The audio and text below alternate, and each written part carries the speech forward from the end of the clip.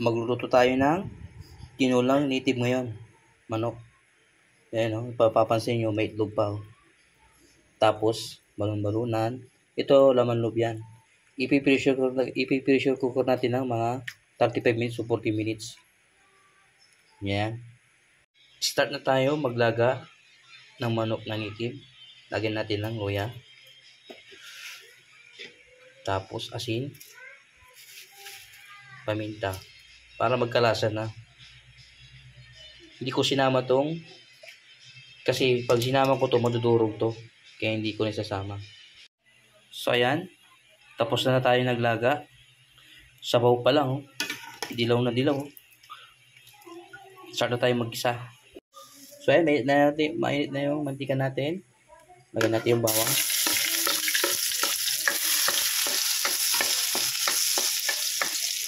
Sibuyas. Dalawang piraso lang ilagay ko. Mas masarap kasi pag maraming sibuyas eh. Pero mahal.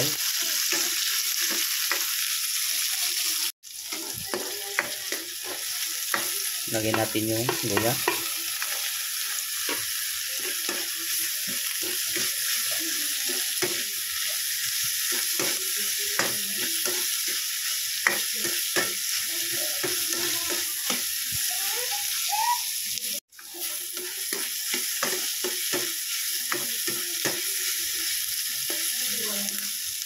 Ilalagay natin yung manok na ilaga natin kanina.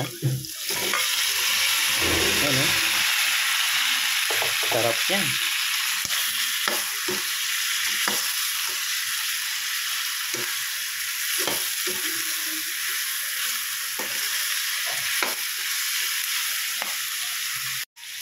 Lagay pa tayo ng asin.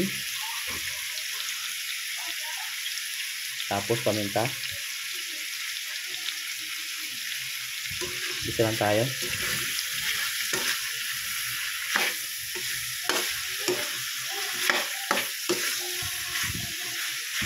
"35 minutes ko nilaga yan. Pero parang matigas pa eh. Papalambutin natin sa kawali. Lalagyan natin yung sayote. Sasabay ko sa gisa. Para magkalasa din.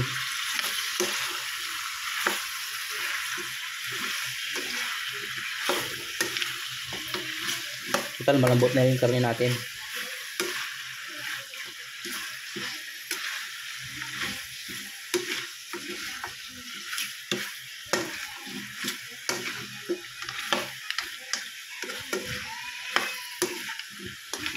Halos 2 kilo itong ano eh. Yung native natin.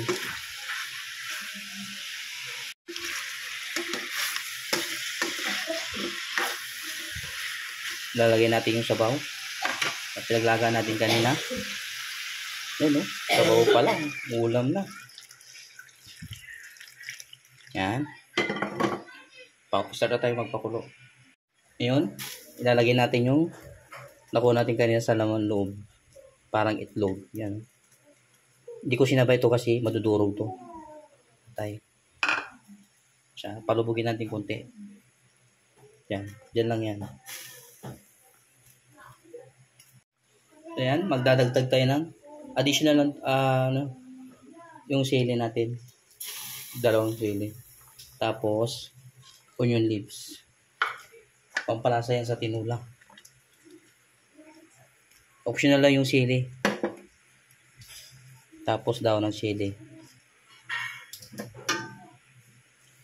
Yan. Pwede na to.